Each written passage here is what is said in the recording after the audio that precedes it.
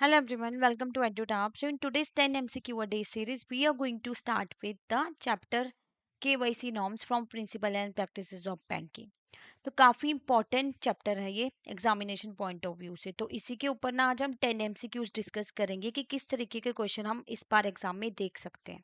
Right, अगर आप target कर रहे हो ना जैप नवंबर 2025 को, तो you should have a fair idea of previous year question, most important topic and important MCQ, जिनका हमने बहुत ही अच्छा पीडीएफ डॉक्यूमेंट तैयार किया है। डिस्क्रिप्शन बॉक्स में जाके आप फाइल को एक्सेस कर सकते हैं और अपनी प्रिपरेशन को और आसान बना सकते हैं, बिकॉज प्रीवियस ईयर क्वेश्चन आपको रियल एग्जाम का पैटर्न बताते हैं।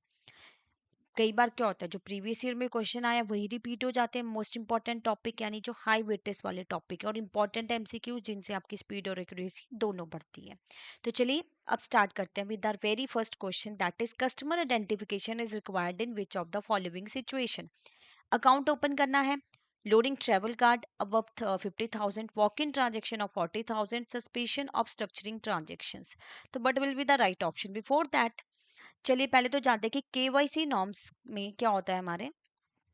Customer acceptance policy, customer identification procedure and customer due diligence. तो अभी हम बात कर रहे हैं कस्टमर आइडेंटिफिकेशन प्रोसीजर की।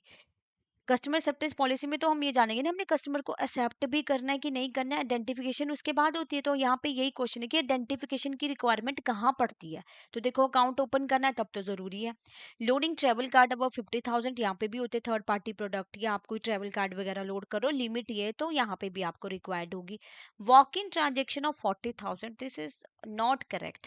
यहाँ पे क्या होना चाहिए था, वॉक इन ट्रांजेक्शन ऑफ 50,000, 40,000 नहीं है। अगर आप वॉक इन कस्टमर और 50,000 की ट्रांजेक्शन करो तो आपकी आइडेंटिफिकेशन करना जरूरी है। बट हाँ, अगर आप जानबूझ के अनइंटेंशनल स्ट्रक्चरिंग करोगे ना, जैसे 49,990 या 49,900, जितना अमाउंट कराने लगोगे डिपॉजिट 50,000 से कम थ्रेशोल्ड पे कि आइडेंटिफिकेशन से बचा जा सके, तो भी आपका बैंक जो है ना आइडेंटिफिकेशन कर सकता है। यहाँ पे फिर वो लिमिट ये नहीं देखेंगे अगर अनइंटेंशनल स्ट्रक्चरिंग कर रहे हो तो।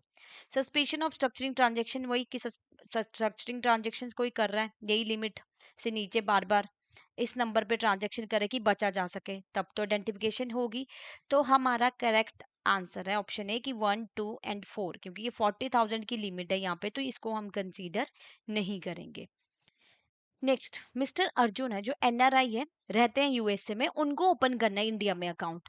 ठीक है, उन्होंने प्रोवाइड की सेल्फ अटेस्टेड कॉपी ऑफ अपना पासपोर्ट और वीजा, मेल के थ्रू भेज दी बैंक को, बट बैंक ने रिजेक्ट कर दी उनकी रिक्वेस्ट, बोला कि सर्टिफिकेशन तो चाहिए ऑथोराइज्ड अथॉरिटी से। ठीक है, तो इनमें से कौन सी सर्टिफिकेशन एक्सेप्टेबल होगी उनके केस में। देखो, certification by local travel agent USA में, certification by authorised official of an oversea branch of SBI, या certification by his employer in the USA, या certification by his friend who is lawyer in India. देखो, जब भी कोई NRI India में account open करना चाहता है ना, तो उसके लिए जो सर्टिफिकेशन की जाती है उसके डॉक्यूमेंट की, या तो वो क्या कर रहा है, कोई शेड्यूल कमर्शियल बैंक है, ओवरसी ब्रांच है जिसके ऑथोराइज्ड ऑफिशियल उनके द्वारा करवा रहा है, ठीक है, या कोई नोटरी पब्लिक जो होती है, नोटरी की स्टैंप वगैरह लगती है ना, जैसे इंडिया में वैसे ही अब्रॉड में उनकी स्टैंप वगैरह से अटेस्ट करवा रहा है, या कोई मैजिस्ट्रेट से हायर ऑफिशियल पोजीशन पे जो है, या एम्बेसीज होती है, जो बाहर एम्बेसीज होती है उनसे अटेस्ट करवा रहे हो। बट यहाँ पे तो देखो, ट्रैवल लोकल ट्रैवल एजेंट वगैरह से तो नहीं सर्टिफिकेशन पॉसिबल, ना ही एम्प्लॉयर कर सकता है और ना ही फ्रेंड कर सकता है जो लॉयर है इंडिया में। तो राइट ऑप्शन क्या रहेगी, B, certification by authorised official of overseas branch of SBI. अब नेक्स्ट क्वेश्चन है कि फॉलोइंग स्टेटमेंट कंसीडर कीजिए for non face to face customer. Non face to face customer की कैटेगरी जो होती है, इनके लिए ना इनहांस लेवल पे ड्यू डिलीजेंस परफॉर्म की जाती है, और इनको जो है ये कुछ लिमिट सेट की गई है। तो इसमें क्वेश्चन यही पूछा गया है कि इनमें से कौन सी स्टेटमेंट करेक्ट है। तो पहला क्या है, aggregate balance of all deposit account must not exceed 1 lakh. ठीक है, aggregate of all credit in a financial year across deposit account must not exceed 5 lakh. Only term loan are permitted, या maximum validity for both deposit and borrowable account is 1 year. देखो, aggregate balance नहीं exceed होना चाहिए 1 लाख से, बिल्कुल सही है। Term loan इनको परमिट किया जाता है और मैक्सिमम वैलिडिटी 1 साल की होती है। उसके बाद जो अपने केवाईसी नॉर्म्स आपको प्रॉपर करवाने पड़ेंगे। ठीक है, 1 साल के लिए आपको अलॉ किया गया, और यहाँ पे आपके एनहांस लेवल की ड्यू डिलीजेंस परफॉर्म होती है non face to face customer के केस में। और इनको ये भी बोला जाता है कि ये जो अपना फर्स्ट वो करेंगे ना अमाउंट डिपॉजिट, तो उनका पहला कोई ब्रांच है पहले इन्होंने अकाउंट ओपन किया है, लेजिटिमेट उनका अकाउंट चल रहा है जिसपे प्रॉपर केवाईसी होगी, तो उससे फर्स्ट ट्रांजैक्शन की जाएगी। अब aggregate of all credit deposit must not exceed 5 lakh तो था नहीं, ये 2 लाख है। ठीक है, तो ये आपका एलिमिनेट हो जाता है। तो ऑप्शन बी आपका क्या है राइट आंसर। 1, 3 एंड 4 सेकंड तो रहेगा ही नहीं, तो जहां पे भी सेकंड है वो तो हमारा रॉन्ग हो गया। B is the correct option. Next question, Mrs B हैं जो रन करती है boutique as a sole proprietor. उन्होंने डॉक्यूमेंट सबमिट कराए, GST registration certificate, income tax return in her name. ठीक है, तो बैंकर कंफ्यूज है कि क्या उनसे और डॉक्यूमेंट पूछने चाहिए, तो बैंकर को क्या करना चाहिए एज पर केवाईसी नॉर्म्स। तो मिसेस बी सोल प्रोप्राइटर, देखो लीगल डिस्टिंक्शन दोनों के बीच में कुछ भी नहीं होती, और सोल प्रोप्राइटर के केस में क्या कंडीशन लगाई होती है, अगर सोल प्रोप्राइटर जो है अपना 2 डॉक्यूमेंट डिपॉजिट करा देना जो वैलिड है, 2 वैलिड डॉक्यूमेंट, तो इनका अकाउंट जो है वो ओपन हो जाता है। ठीक है, तो इन्होंने तो 2 वैलिड डॉक्यूमेंट डिपॉजिट कराए हैं, तो ऑब्वियसली इनका क्या रहेगा, ये except both document as 2 valid proof are sufficient. तो option C is the right answer. But अगर ये एक ही डॉक्यूमेंट डिपॉजिट कराती, जैसे मान लीजिए इन्होंने जीएसटी रजिस्ट्रेशन सर्टिफिकेट ही डिपॉजिट कराया होता, तो क्या होता, इस केस में जो आपके बैंक ऑफिसर है ना वो फील्ड वेरिफिकेशन करते हैं, ये देखने के लिए कि मिसेस बी एक्चुअल में बुटीक रन भी कर रही हैं कि नहीं कर रही हैं। फील्ड वेरिफिकेशन से अगर बैंक ऑफिसर सेटिस्फाई है कि यस वो बुटीक चला रही है, तो फिर उनका अकाउंट ओपन हो जाएगा। अगर वो कोई भी डॉक्यूमेंट डिपॉजिट नहीं करवाती हैं, तो क्या है, फिर उनका अकाउंट ओपन नहीं होता। तो option C that accept both document as two valid proof are sufficient, right. Bank manager is approached by new customer जो ओपन करना चाहते हैं स्मॉल अकाउंट। ठीक है, स्मॉल अकाउंट क्या होता है, for the purpose of financial inclusion allow किया गया है कि अगर आपके पास ओबीडी नहीं भी है ना, तो आप 1 साल के लिए स्मॉल अकाउंट ओपन कर सकते हो। ठीक है, कस्टमर ने प्रोवाइड की सेल्फ अटेस्टेड फोटोग्राफ और declaration of their address, but they don't have officially valid document. ठीक है, यही तो हम बात कर रहे हैं कि स्मॉल अकाउंट होते ही वो अकाउंट है जहां पे अगर आपके पास ओबीडी नहीं है, तो आपको अलाउ किया है कि आप बैंक में अकाउंट ओपन कर सकते हैं for the purpose of financial inclusion. और क्या कंडीशन रहती है कि जो कस्टमर है ना उसको बैंक ऑफिशियल के सामने अपनी self attested photograph declaration address की देनी पड़ती है, और in the front of bank officers, वो भी कंडीशन फुलफिल होगी, ओबीडी नहीं है उनके पास। ठीक है, bank manager want to ensure कि अकाउंट जो है set up correctly according to simplified due diligence requirement. अब इसमें से which of the following action is not permitted for this new small account customer. Customer receive 15,000 as a monthly government welfare payment which is credited to their account. Customer deposit a cheque for 20,000 bringing their account balance to 40,000. या customer receive a payment of 5,000 from foreign relative, या customer make a cash withdrawal of 8,000 in a single transaction. What will be the right answer here? देखिए, this is the check, right? चलिए, अब यहाँ पे क्या बोला गया ना, जो एग्रीगेट क्रेडिट होने होते हैं ना अकाउंट में, वो 1 लाख तक अलाउ होता है, पर लिमिट ना इग्नोर कर दी जाती है जब भी कोई गवर्नमेंट की साइड से कोई सब्सिडी जो है लोगों को मिलनी होती है, तो लिमिट इग्नोर कर दी जाएगी। और जो एग्रीगेट आपका बैलेंस होता है ना वो 50,000 से ज्यादा नहीं होना चाहिए, और जो आपको विड्रॉल्स वगैरह मिलते हैं 1 महीने में वो 10,000 से ज्यादा नहीं होने चाहिए। ठीक है, अब ये भी कंडीशन फुलफिल हो रही है, ये भी हो रही है, ये भी हो रही है, तो फॉरेन रेमिटेंस यहाँ पे अलाउड ही नहीं है। फॉरेन रिलेटिव से उसको 5,000 आ रहा है, तो वो तो अलाउड ही नहीं है इस केस में, स्मॉल अकाउंट के केस में। So this will be your right option, option C, कि उनको फॉरेन रेमिटेंस जो है वो नहीं मिल सकती है बाहर से। और ये ना उसके बाद फिर उनको ओबीडी इसी टाइम पीरियड में, 1 साल के टाइम पीरियड में इनको डिपॉजिट कराना पड़ता है बैंक में। ये तो चलो अलाउ कर दिया था, बट डिपॉजिट कराना पड़ेगा। बट अगर इन्होंने एविडेंस दे दिया कि मैंने तो ओबीडी के लिए अप्लाई किया, बट वहीं से पेंडिंग है, जो ऑफिशियल है मेरा ओबीडी जो है अभी नहीं आ रहा, मैंने अप्लाई कर दिया था, तो एक्सटेंशन मिल जाएगी फॉर 12 मंथ मोर, राइट। मतलब 1 और साल की एक्सटेंशन दे दी जाती है अगर उन्होंने प्रूफ दिखा दिया, ये दिखा दिया कि मैंने तो अप्लाई किया हुआ, ये देखो document, I have applied, but मेरा ओबीडी नहीं आ रहा, तो फिर अनदर 12 मंथ के लिए उनको परमिट किया जा सकता है विद द सेम अकाउंट, कि ओबीडी के बिना ही, राइट। अब बैंक कस्टमर है मिस्टर शर्मा, उनका अकाउंट है जहाँ पे जो उनका एड्रेस है ना ओबीडी में वो आउटडेटेड हो चुका है। अब उन्होंने रिसेंट इलेक्ट्रिसिटी बिल प्रोवाइड किया जो 2 महीने से पुराना नहीं है, अपडेटेड एड्रेस के साथ। तो बैंक का करेक्ट कोर्स ऑफ एक्शन क्या रहेगा, मिस्टर शर्मा कहीं और ट्रांसफर हो गए हैं, ओबीडी उनका जो अपना जो है वो होम टाउन का है, बट वो जहाँ पे रहते हैं उन्होंने इलेक्ट्रिसिटी बिल डिपॉजिट करा दिया, तो बैंक यहाँ पे क्या करेगा, क्लोज कर देंगे क्या अकाउंट को कि ओबीडी के ऊपर करंट एड्रेस नहीं है, या अपडेट करेंगे address based on the electricity bill, but mister Sharma must submit OBD with the updated address with in 3 month, या बैंक एक्सेप्ट नहीं करेंगे इलेक्ट्रिसिटी बिल को, या परमानेंटली एक्सेप्ट कर लेंगे इलेक्ट्रिसिटी बिल को as valid address proof and no further action is required. What will be the right answer here? देखो, जब भी किसी ने अपना एड्रेस अपडेट कराना होता है ना, अगर मान लीजिए उसकी ओबीडी पे करंट एड्रेस नहीं है जहाँ पे वो रह रहे हैं, और आपका मान लीजिए पुराना ही एड्रेस चल रहा है अभी, तो अगर वहाँ पे आप यूटिलिटी बिल भी डिपॉजिट कराते हो जिसपे आपका करंट एड्रेस है जो कि 2 महीने पुराना नहीं है, तो एक्सेप्ट हो जाएगा। यूटिलिटी बिल हो गया, आपका फ्लैट अलॉटमेंट लेटर हो गया, यानी कि मान लीजिए आप गवर्नमेंट एम्प्लॉई हो, आपको अपने ऑर्गेनाइजेशन की साइड से फ्लैट मिला हुआ है, तो उसके लेटर जिसपे एड्रेस होगा करंट एड्रेस, वो आप दे सकते हो। पेंशन ऑर्डर पे जो करंट एड्रेस होगा वो डिपॉजिट करा सकते हो। तो इनमें से कोई भी डॉक्यूमेंट डिपॉजिट करा सकते हो। तो इलेक्ट्रिसिटी बिल तो पार्ट है यूटिलिटी बिल का, तो बैंक अपडेट कर देगा address based on the electricity bill, और मिस्टर शर्मा को ये बोला जाएगा कि वो सबमिट करें अपना OBD with updated address with in 3 month. ठीक है, 3 महीने के अंदर उनको अपना ओबीडी जिसके ऊपर जो उनका अपडेटेड एड्रेस होगा जहां पे वो रह रहे हैं, वो फिर डिपॉजिट करना पड़ेगा। तो option B is the right answer. अब हमने मैच करने हैं type of constitution with correct criterion threshold level for identifying beneficiary owner. Company, partnership firm, आपके बॉडी ऑफ इंडिविजुअल, रजिस्टर्ड की बात कर रहे हैं हम, है ना, रजिस्टर्ड पार्टनरशिप की।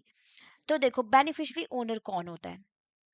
रियल पर्सन जो एंजॉय करता है राइट और प्रॉफिट्स, जो मे बी डायरेक्टली इन्वॉल्व नहीं है कंपनी पार्टनरशिप के डिसीजंस में, बट उसके कुछ शेयर्स हैं और वो उस राइट को एंजॉय कर रहा है, उसको उसका प्रॉफिट मिलता है। ठीक है, हो सकता है सिग्नेचरी अथॉरिटी भी ना हो, बट उसकी भी जो है क्या है, केवाईसी होती है बैंक में, चाहे बेनिफिशियरी ओनर है। ठीक है, अब यहाँ पे आपको ना एक चीज ध्यान रखनी है, अब ये लिमिट चेंज होगी है सीपीटी 10%, बस 10% लिमिट सीपीटी ध्यान रखिएगा। सी से क्या है, कंपनी, पी से क्या है, पार्टनरशिप, और टी से ट्रस्ट है। ठीक है, तो इनके केस में मोर देन 10% शेयर होने चाहिए कैपिटल प्रॉफिट में, और जो बॉडी ऑफ इंडिविजुअल है अनरजिस्टर्ड है उनके केस में 15% रहता है। तो यहाँ पे अब आपको समझ आ ही गया होगा, कंपनी के केस में आपका क्या है कि more than 10% share in capital profit और कंट्रोल राइट। अगर कंट्रोल राइट भी आपको एक ऑर्गेनाइजेशन में मिलते हैं, मान लीजिए अब एक कंपनी का एग्जांपल ले लेते हैं, एक कंपनी है एबीसी, तो यहाँ पे मिस्टर ए है बेनिफिशियरी ओनर, जिनका कंपनी में शेयर है 12%। ठीक है, 10% से ज्यादा की लिमिट है ना, तो बेनिफिशियरी ओनर हुए। या मिस्टर बी हैं जिनको मेजोरिटी ऑफ द डिसीजन लेने की वो मिली हुई है अथॉरिटी की, वो डिसीजन ले सकते हैं कंपनी के, कंट्रोल राइट, सीईओज वगैरह भी अपॉइंट कर सकते हैं, तो वो भी बेनिफिशियरी ओनर होंगे कंपनी में। पार्टनरशिप के केस में क्या है, मोर देन 10% क्या आपका कैपिटल प्रॉफिट में, और बॉडी ऑफ इंडिविजुअल के केस में क्या रहता है आपका, more than 15% share in capital profit property, right. तो option B is the right answer. Book में ओल्ड डाटा है, 25% वहां पे लिखा होगा, ये करेक्ट है। 10% होंगे कंपनी, पार्टनरशिप और ट्रस्ट के, तो क्या होगा, आप बेनिफिशियरी ओनर होंगे, और बॉडी ऑफ इंडिविजुअल और रजिस्टर्ड फॉर्म के केस में ये 15% वाली लिमिट है। अब CEO of large private company क्या है, बेनिफिशियरी ओनर है एक अकाउंट का। जो सीईओ का फादर है ना, वो मेंबर है आर्म्ड फोर्स का फॉरेन कंट्री में। तो which of the following is most appropriate action for bank to be taken based on the provided information? CEO does not hold a public function, no special procedure required, bank must apply similar enhanced due diligence procedure because the beneficiary owner's father is a military officer, which is a key indicator for political exposed person status. Yeah, bank should only perform a standard background check as CEO is not a PEP. PEP यानी politically exposed persons। ठीक है, bank should immediately close the account to avoid a high risk relationship. तो right option यहाँ पे क्या रहेगा, देखो, जो आपके पॉलिटिकली एक्सपोज्ड पर्सन या पीपल होते हैं ना, उनके केस में जो पर्सन किसी भी ये आर्म्ड फोर्स का हिस्सा है या कोई मिनिस्टर है, कोई भी है, इनके फैमिली मेंबर के लिए भी ना सेम ही प्रोसीजर फॉलो होता है, एनहांस्ड लेवल की ही ड्यू डिलीजेंस की जाती है। एक तो non face to face customer, और एक आपका पॉलिटिकली एक्सपोज पर्सन, और बाकी भी जैसे जिनके अकाउंट्स है, कोई लॉयर है किसी क्लाइंट का अकाउंट मैनेज कर रहा है, पूल्ड अकाउंट वगैरह, इनके केस में भी एनहांस लेवल की ड्यू डिलीजेंस परफॉर्म होते हैं। तो ये हमारा जो क्वेश्चन है, it is all about the politically expose person. तो ऑब्वियसली यहाँ पे आपका ऑप्शन जो है बी रहेगा, this is a B, B है यहाँ पे ऑप्शन। ठीक है, कि बैंक अप्लाई करेगा similar enhanced due diligence procedure because beneficiary owner का जो फादर है वो मिलिट्री ऑफिसर है, जो कि इंडिकेटर है पॉलिटिकली एक्सपोज्ड पर्सन स्टेटस का। एनहांस ड्यू डिलीजेंस का मतलब क्या हो, देखो एक होती है सिंपल ड्यू डिलीजेंस, चेक वगैरह किया, केवाईसी नॉर्म जो सिंपल सिंपल है वो परफॉर्म कर दिए आधार कार्ड से आपका नेम से।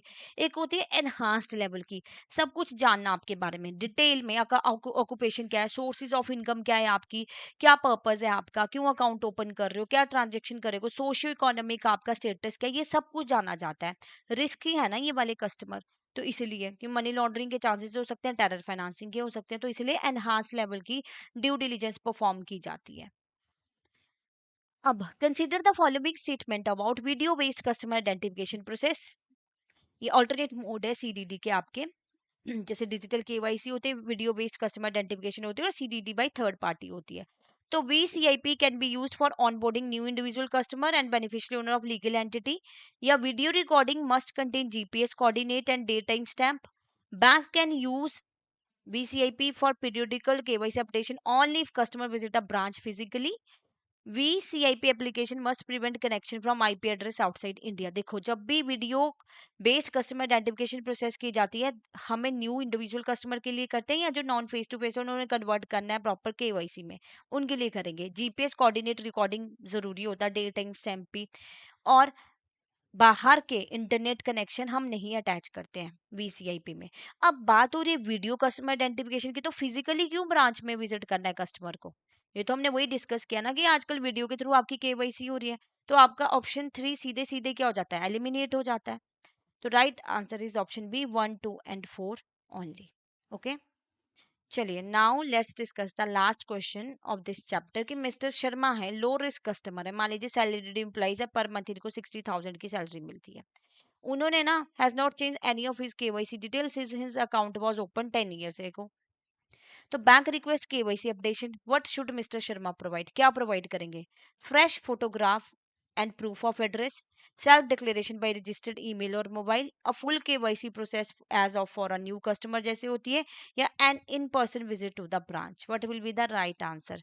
देखो लो रिस्क की कैटेगरी में है, आफ्टर एवरी 10 ईयर्स जो केवाईसी अपडेशन होती है, तो यहाँ पे इनको सेल्फ डिक्लेरेशन देनी होती है, तो सेल्फ डिक्लेरेशन रजिस्टर्ड ईमेल और मोबाइल के थ्रू ये दे सकते हैं, तो ऑप्शन बी राइट आंसर है यहाँ पे। ठीक है, विजिट नहीं करना उनको ब्रांच में, फ्रेश फोटोग्राफ और प्रूफ ऑफ एड्रेस की भी रिक्वायरमेंट नहीं होती है, तो ये क्योंकि लो रिस्क कैटेगरी में आते हैं ना ये, लो रिस्क में, तो इनके क्योंकि सैलरी एम्प्लॉइज है, पता नहीं कि 60,000 सैलरी आती है पर मंथ।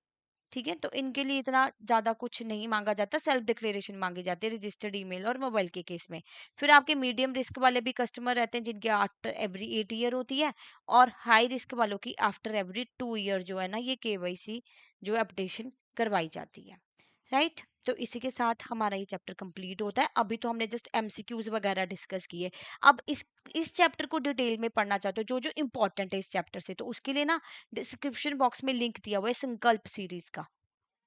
ठीक है, जिसमें आपको ये चैप्टर काफी डिटेल में करवाया गया है। अगर आपको अभी भी कुछ कॉन्सेप्ट क्लियर नहीं हो रहे, बिकॉज MCQs में हम इतना ज्यादा डिटेलिंग में डिस्कस नहीं कर पाते हैं, तो वो डिटेल आपको जो इस डिस्क्रिप्शन बॉक्स में लिंक दिया हो ना वीडियो का, संकल्प सीरीज का, KYC नॉर्म्स का, उससे आपको क्लैरिटी मिल जाएगी। तो आप वीडियो देखिएगा और अपने डाउट आप क्लियर कर सकते हो। Now since it's a festival season, so obviously we have a offer for you all। तो यहाँ पे ना नवरात्रे चले हुए हैं, तो happy Navratra to all of you. तो फॉर दैट रीजन यहाँ पे आपको कोर्सेज पे मिल रहा है फ्लैट 80% ऑफ चैप कोर्सेज के ऊपर। तो what you have to do, और ये जो ऑफर वैलिड है ना लिमिटेड टाइम के लिए, लाइक 22 सितंबर टू 25 सितंबर ओनली। तो आपको क्या करना है, आपको कूपन कोड यूज करना है festival 80 to get this offer, because बहुत कम टाइम रह गया आपकी प्रिपरेशन का। So it's a high time कि आप अपनी प्रिपरेशन ना टाइमली स्टार्ट कीजिए। तो आई विल टेल यू कि कैसे ना आप वेबसाइट पे विजिट कर सकते हो और कोर्सेज को एक्सेस कर सकते हो। कोर्सेज पे जाएंगे आप, कोर्सेज पे जैसे ही आप जैप कोर्सेज को एक्सेस करोगे ना, क्लिक करोगे, तो you need to scroll down. तो जैसे आप स्क्रॉल डाउन करोगे, you will see here combo. Combo में एक तो आपको कंप्लीट मास्टर कोर्स मिल रहा है, ठीक है, जिसमें आपको लाइव क्लासेस मिलते हैं, concept classes, concept notes, mock test, and with flat 80% off. तो ये फ्लैट 80% ऑफ है, फेस्टिवल 80 कूपन कोड यूज कीजिएगा। और साथ के साथ हमारा ना नवंबर 2025 एग्जाम के लिए super crash course batch 1 launch हो चुका है। नवंबर में पेपर है आपका, जस्ट 1 मंथ रह गया, बहुत ही कम दिन रह गए हैं। तो इस कोर्स की खास बात क्या है, 12 दिन में आपकी प्रिपरेशन हो जाती है। यस, 2.5 घंटे की क्लासेस रहेंगी आपकी मॉर्निंग इवनिंग में, जहाँ पे लाइव क्लासेस आपको मिलती हैं। कॉन्सेप्ट नो सॉल्व पीवाई की फुल लेंथ मॉक टेस्ट, और कुछ भी अननेसेसरी अनरियलिस्टिक या अनइम्पॉर्टेंट नहीं पढ़ाया जाएगा। जो इम्पोर्टेंट एग्जाम के पॉइंट ऑफ व्यू से वही कराया जाएगा। और इसके लिए कूपन कोड यूज कीजिए JAB80 to enrol in this super crash course. अब अगर आप चाहते हो कि आप इंडिविजुअल प्रिपरेशन करना चाहते हो, ठीक है, सिंगल सिंगल सब्जेक्ट्स की, मान लीजिए आपको आईएफएस की करनी है, पीपीबी की करनी है, या एएफएम की, आरबीडब्ल्यू की, तो आप वो भी कर सकते हो। उसके ऊपर भी आपको सेम ही डिस्काउंट मिलेगा, flat 80% he. Festival 80 is the coupon code. और ये जो आप देख पा रहे हो ना यहाँ पे, जैब नवंबर टेस्ट सीरीज, तो इस पे आपको क्या मिलता है, PY Q, solve PY Q, क्योंकि as we discuss PY Q most important रहते हैं किसी भी एग्जाम के लिए। फुल लेंथ मॉक टेस्ट आपको मिलेंगे, चैप्टर वाइज मॉक टेस्ट मिलेंगे विद फ्लैट 80% ऑफ। तो टेस्ट 80 कूपन कोड यूज करना है to avail this offer, right. And still if you have any doubt, कोई भी और क्वेरी है ना आपकी, और भी कोई डाउट है, तो आप हमें पूछ सकते हो, नो हेजिटेशन एट ऑल। आप मोटिवेटेड नहीं फील कर रहे हो, कुछ भी कोई भी दिक्कत है, तो आप इस नंबर पे कॉल कर सकते हो, मेल कर सकते हो hello@edutap.co.in, और यहाँ से भी डायरेक्टली वेबसाइट को लिंक को एड्रेस कर कॉपी कर सकते हो। Thank you so much, have a nice day.